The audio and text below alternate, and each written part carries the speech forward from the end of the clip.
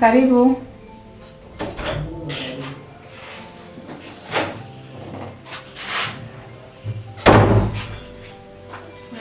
Muga. Waramutse. Tugufasha iki? Yewe, uva mu nda, ikiziba cy'inda, kameze nabi. Bimaze igihe kingana iki? Yewe, ngira ngo ni nk'amezi abiri pe. Ntabwo ukeka ko waba utwite? Yewe, ndabikeka. Ko maze igihe kirekire pe. Nta kintu mbona. Witwa nde? Nitwa Hajati. Ufite imyaka ingahe? 30. Ufite abana bangahe? 2. Amai. Wiga ngibyo wapi? Ni kwica stile. Ese Dani, Yesuso. kameruka naravuze ngo sinzagaruka hano. Mugarutse gute? Soso reka mubwize ntabwo mubwize ukuri ntabwo wagenda ngo he. Ntuzi ibyo bihe twagiranye ukuntu byari byiza ni iki cyakubuza kugaruka.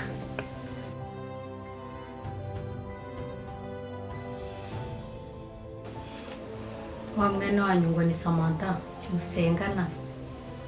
Ngo muranaririmbana mu masengesho hose ngo mwamure kumwe. None utegereje ko byose bazabishyira hanze? Ariko Soso. Samantha umugaruwemo gute? Ibya kiragiye byararangiye. Turebe ibyo ibikurikiyeho. Naho Samantha jumureka rwose ni bashake bazandondora ariko kirimo ikiza. Urukundo ngufite.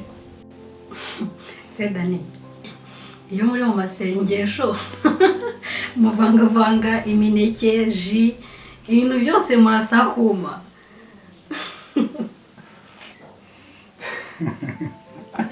Soso na ibintu byose wabyitegereje.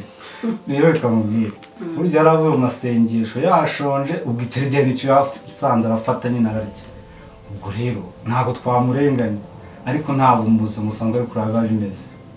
Ubutaha nzakubwira umuntu uvuye mu masengesho ibintu yateguye neza ikintu agomba gufata.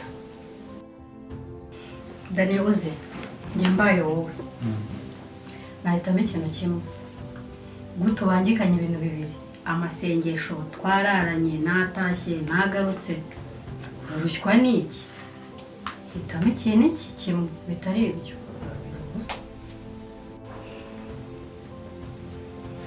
Soso nawe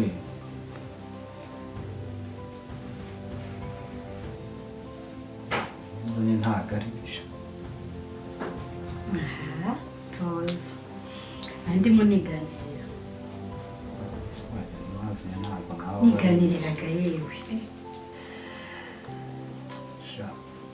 barukiza ahandi hantu sikupapye neza uziko ubona ari bimeze neza ngaho turisha umutima naganira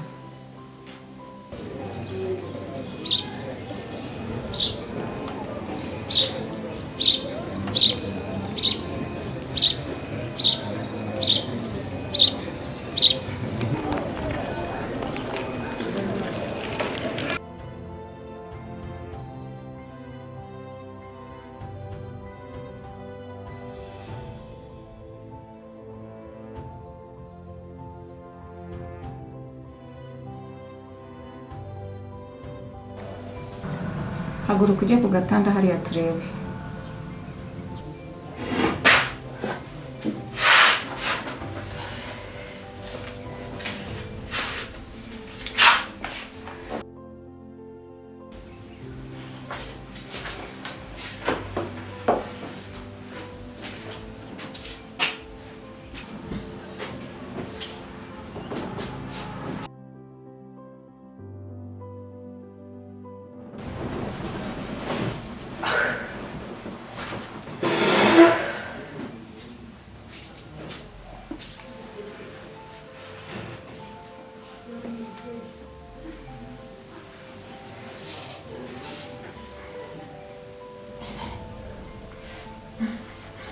haguruka usubire mu ntebe.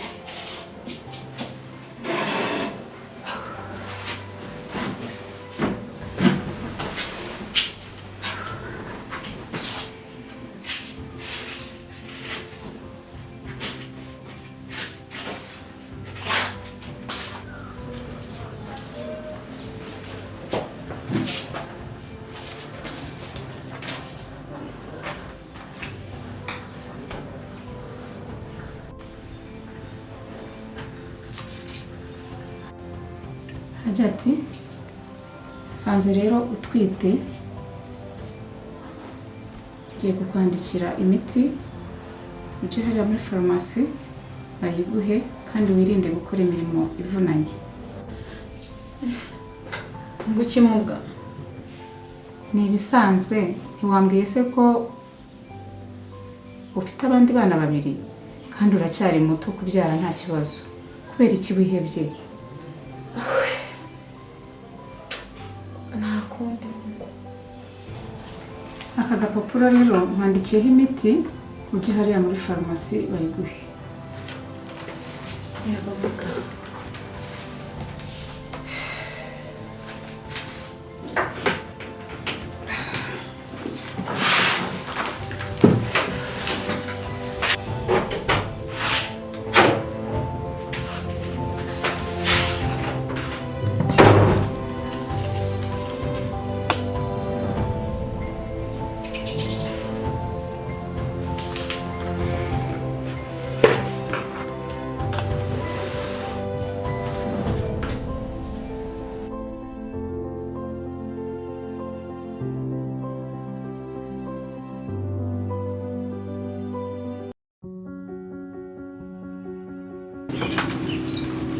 wase mwana wanjye nasanze bya bintu byabaye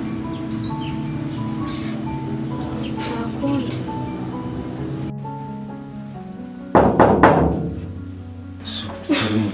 akorera ukuntu burimo kumaraga Nzagukuru.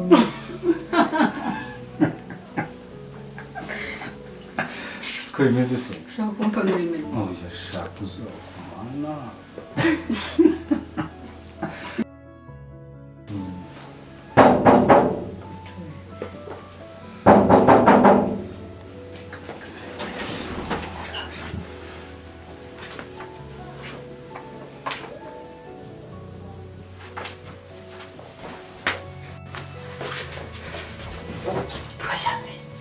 Abarikize Brian aba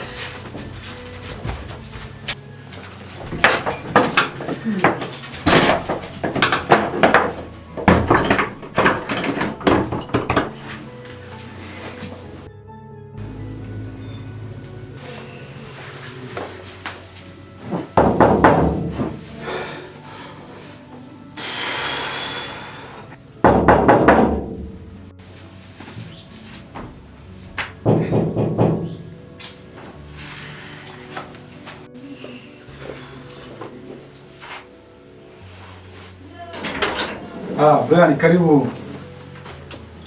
Umeze gute se bro? Yabana welcome. Sha, iminsi myinshi kabisa. Sha, ngwino mwana uze mu rugo rushyashya nimukiyemo. Ya, karibu. Bro, reka nkwakire ibaga kabisa. Tujye tuyishyize aha ngaha. Umeze gute se? Brea, umuntu aragenda agakora telefone nkagushaka nkakubura, wabagaye mwana. Nta nubwo wari ukumbuye kujya umvugisha ngo umbaze amahabari.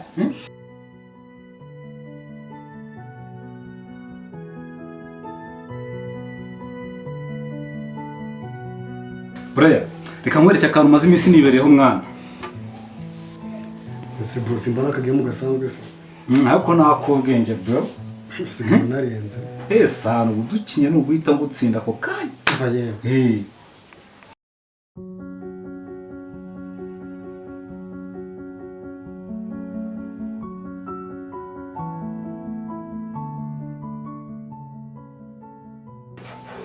Kira game yawe nyine. Ya bra nakundi nyine reka tujye kwishakira icyo kurya. ndabona mu nda biba bimeze nabi. Azanye kakabaga nyine. Brian, tujye muri restaurant tujye kwishakira ibyo kurya mu nda urumva se bitameze nabi mwana. Restaurant ya mbere se? Byahatari. Kambana gashyire mu cyumba na kibazo. Mwana Brian. Sharika mwana tujye gushaka ibyo kurya mwana. Sibyo se? Nika gashyire mu cyumba gito. Oya reka mu cyumba nta kibazo tubisige hanga turagaruka tubihasanga. Sibyo se? Brian. Nyine muri restaurant tujye kurya. Mwana tsege bikiri bagari. Ariko se mwana wowe wareka tukajya muri restaurant abona waje nisonzeye. Ngiye kubanza kujya mu cyumba twakogombye kujya kurya ibiryo biri guhora bro. Se mwana bro ninza gusa ko inzara se mwana urabona utari gutinza umunzu ari igicanga. Tanda ariko mwana. Shyira hano ko tugende. Se tugende. Se mwana cya tugende tujye kurya mwana. Ninza gusa mwana cyane nduri ukunjira. Nta kintu nagukinga mwana bro sobize se. Tujye kurya nta kibazo.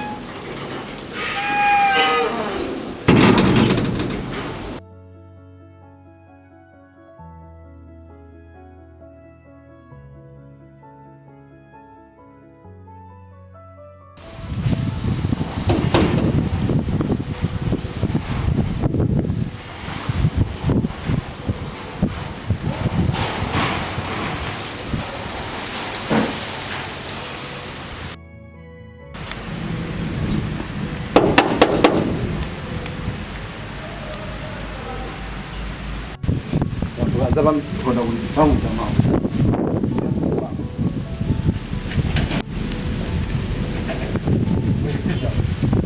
Salama bro. Ebura zonda buli gipangu. Oshano nabo. Samatara hari sawa. Mata ntaho kwata. No wishi. Numva ndi kumushaka byata. Mwite ushini. Mushaki. Abari wangu na Mushaki. Anire no wishi nyine bakandebe samatimani tuvugane umane isimani sizi ko kumwe nawe agarara. Hataka no.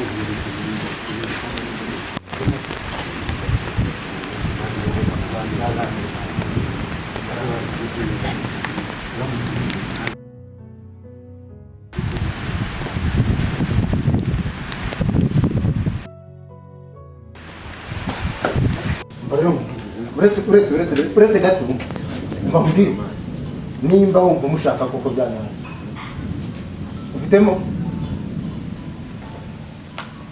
maze gukorera umuti reba hirya reba hirya we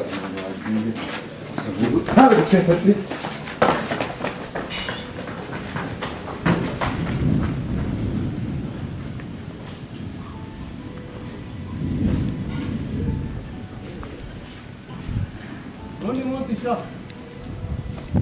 Onde já na yindi? Ubundi narabivuze. Abasore bibwa ukuza. Aranyagize imvura. Uretse sha.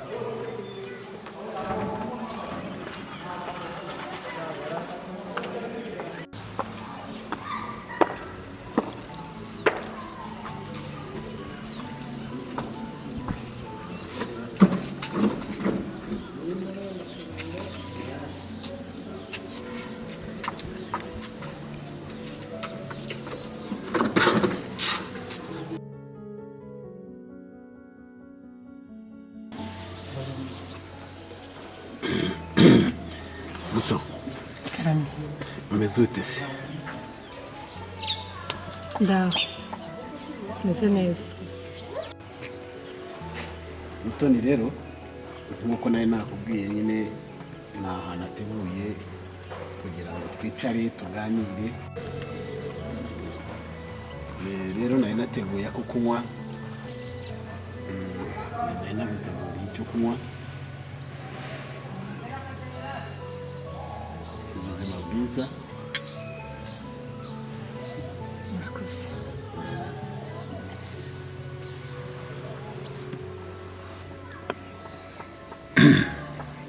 Rero Mutoni, iki twicaje aha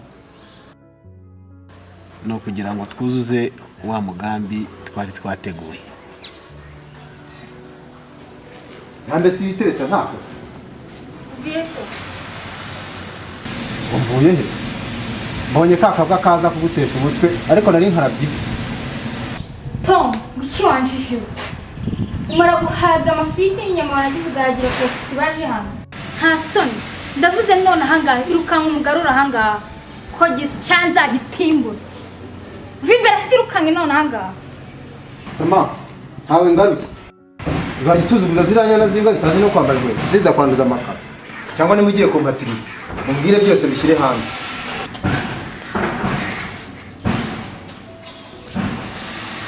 Kandi to uzazira urungo rwawe. Ako ntimundebera agasuzuguro.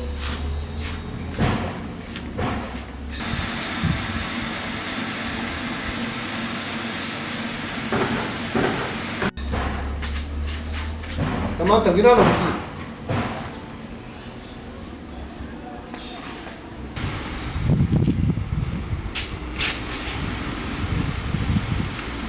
Ariko Sama, buriya nta soni uba ufite. Zica ariko to. Tekereza. Mama wawe yaragusize. Urumva? Tugira amahirwe tubona Mutoni, tuza kuba hano kwa Mutoni. None urikuruza utuntu tw'uduhungu tutanazi, Mutoni atanazi tuza kwanduza amakaro y'abandi hano. Ko twagize amahirwe yo kuba hano ahandi nkaha twaba twakura. Wajya utekereza. Ibintu byo kwigira urusonga rero hano turi mu rugo rw'abandi. Uba twirukanye twajya he?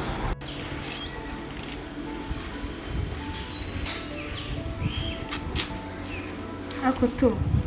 Yego ibyo uvuga ndabyumva nibyo. Ariko nawe ukazi ibintu mani. None si ubwo ngubwo nimba yaraje reba Mutoni nawe uhari. Ni ngombwa kugira ngo umwirukane kuriya kandi usiko mani dukundana. Mani nawe ntukazajya ukazi ibintu.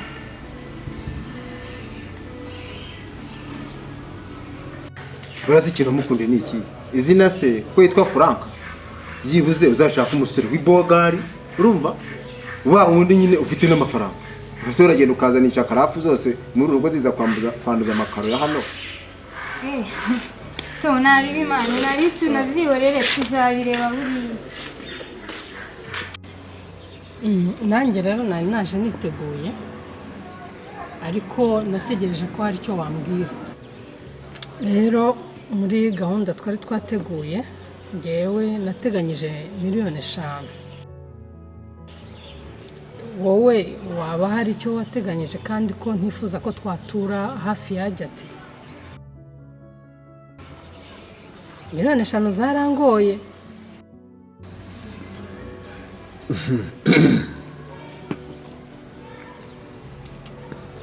Ahubwo se sinumva izo miliyoni 5 zihagije.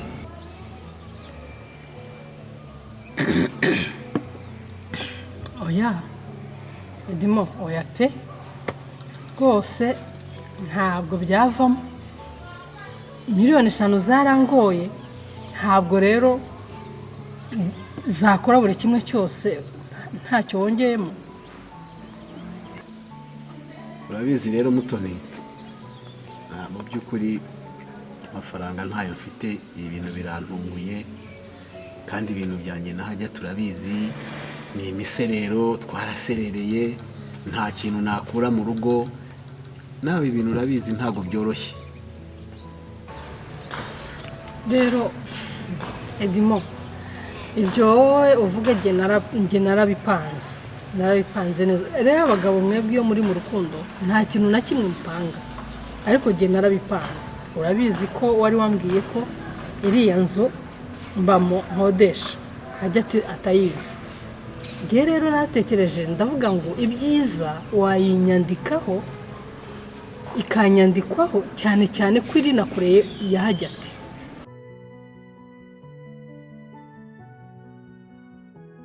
nabaye iki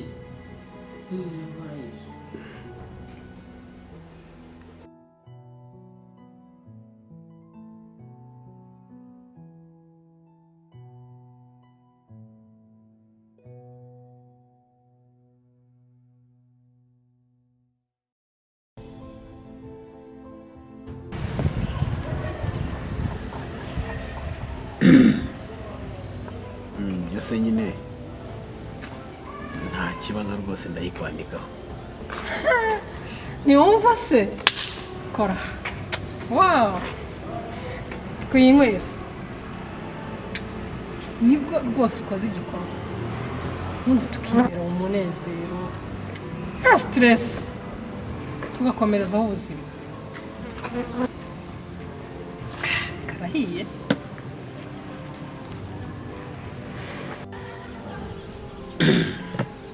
rero Mutoni nta mwanya munini namara hano dore ajya ati nasize arwaye kandi ataza gukeka wenda ibi bintu turimo, ndasaba ko wenda ibi bintu bizarangira nta muntu. Reka ntahe ibaruwa yemeza ko iriya nzu ari iyawe nzayiguha ejo. ko wihuse se ikibindi tutakirangije turagisiga ahangaha.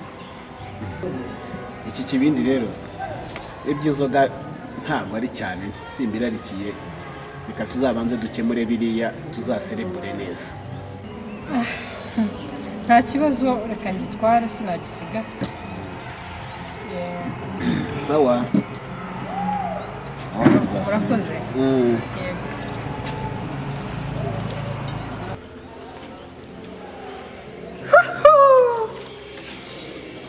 inzu ya miliyoni 30 Edimo mu nzu Edimo nzakurusha